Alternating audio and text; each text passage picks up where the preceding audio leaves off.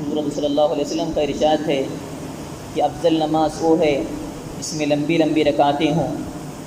مجاہد رحمۃ اللہ علیہ کہتے ہیں کہ حق تعالیٰ شانہ کے ارشاد قوموا للہ قانتین، اور نماز میں کھڑے رہو اللہ کے سامنے مؤدب، اس آیت میں رکوع بھی داخل ہے اور خشوع بھی، اور لمبی رکعت ہونا بھی، اور آنکھوں کو پست کرنا، بازوؤں کو جھکانا یعنی آکڑ کے کھڑا نہ ہونا، اور اللہ سے ڈرنا بھی شامل ہے کہ لفظ قنوت میں اس کا اس آیت میں حکم دیا گیا، یہ سب چیزیں داخل ہیں۔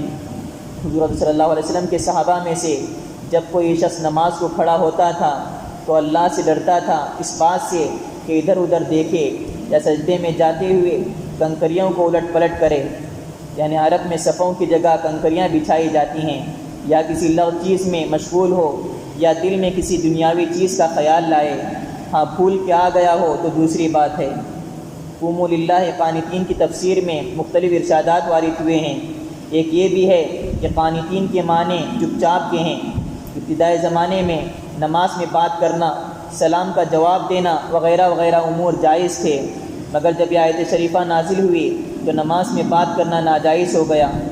حضرت عبداللہ بن مسعود رضی اللہ عنہما فرماتے ہیں مجھے حضور صلی اللہ علیہ وسلم نے اس بات کا عادی بنا رکھا تھا کہ جب میں حاضر ہوں تو وہ حضور نماز میں مشغول ہوں، میں سلام کرتا، حضور جواب دیتے۔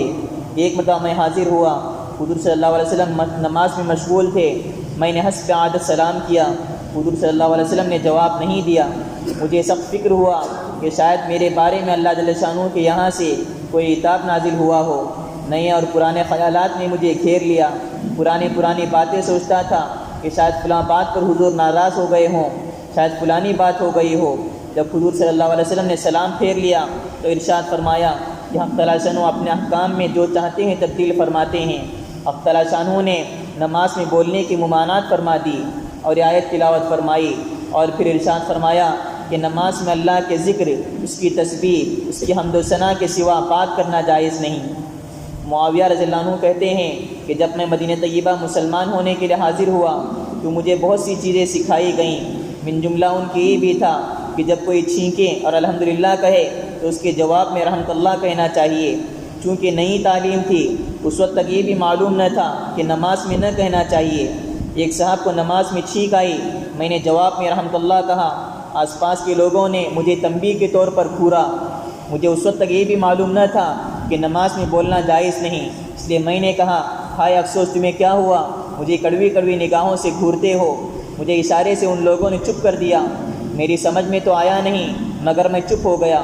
جب نماز ختم ہو چکی تو حضور صلی اللہ علیہ وسلم نے نہ مجھے ڈانٹا، نہ مارا، نہ برا بھلا کہا، بلکہ یہ ارشاد فرمایا کہ نماز میں بات کرنا جائز نہیں۔ نماز تسبیح و تکبیر اور قرأت قرآن ہی کا موقع ہے۔ خدا کی قسم حضور جیسا شفیق استاد نہ میں نے پہلے دیکھا نہ بعد میں۔ دوسری تفسیر حضرت ابن عباس رضی اللہ عنہما سے منقول ہے، یہ قانتین کے معنی خاشعین کے ہیں، یعنی خشوع سے نماز پڑھنے والے۔ اسی کے موافق مجاہد رحمۃ اللہ علیہ نقل کرتے ہیں جو اوپر ذکر کیا گیا، یہ سب چیزیں خشوع میں داخل ہیں، یعنی لمبی لمبی رکعات کا ہونا اور خشوع خضوع سے پڑھنا، نگاہ کو نیچی رکھنا، اللہ تعالیٰ سے ڈرنا۔ حضرت عبداللہ بن عباس رضی اللہ عنہما فرماتے ہیں کہ ابتدا میں حضور صلی اللہ علیہ وسلم رات کو جب نماز کے لیے کھڑے ہوتے تو اپنے کو رسی سے باندھ لیا کرتے کہ نیند کے غلبے سے گر نہ جائیں۔ اس پر طٰہٰ ما انزلنا علیک القرآن لتشقیٰ نازل ہوئی، اور یہ مضمون تو کئی حدیثوں میں آیا ہے کہ حضور صلی اللہ علیہ وسلم کتنی طویل رکعات کیا کرتے تھے کہ کھڑے کھڑے پاؤں پر ورم آ جاتا تھا۔ اگرچہ ہم لوگوں پر شفقت کی وجہ سے حضور صلی اللہ علیہ وسلم نے یہ ارشاد فرما دیا کہ جس قدر تحمل اور نباہ ہو سکے اتنی محنت کرنا چاہیے، ایسا نہ ہو کہ تحمل سے زیادہ بار اٹھانے کی وجہ سے بالکل ہی جاتا رہے۔ چنانچہ ایک صحابیہ عورت نے بھی اسی طرح رسی میں اپنے کو باندھنا شروع کیا تو حضور صلی اللہ علیہ وسلم نے منع فرما دیا، مگر اتنی بات ضرور ہے کہ تحمل کے بعد جتنی لمبی نماز ہوگی اتنی ہی بہتر اور افضل ہوگی۔ آخر حضور صلی اللہ علیہ وسلم کا اتنی لمبی نماز پڑھنا کہ پاؤں مبارک پر ورم آ جاتا تھا، کوئی تو بات رکھتا ہے۔ صحابہ کرام عرض بھی کرتے کہ سورہ فتح میں آپ کی مغفرت کا وعدہ اللہ تعالیٰ نے فرما لیا ہے، تو حضور ارشاد فرماتے پھر میں شکر گزار بندہ کیوں نہ بنوں۔ ایک حدیث میں آیا ہے جب حضور صلی اللہ علیہ وسلم نماز پڑھتے تھے تو آپ کے سینے مبارک سے رونے کی آواز سانس کے رکنے کی وجہ سے ایسی مسلسل آتی تھی جیسا کہ چکی کی آواز ہوتی ہے۔ ایک دوسری حدیث میں آیا ہے ایسی آواز ہوتی تھی جیسا کہ ہنڈیا کے پکنے کی آواز ہوتی ہے۔ سبحان اللہ۔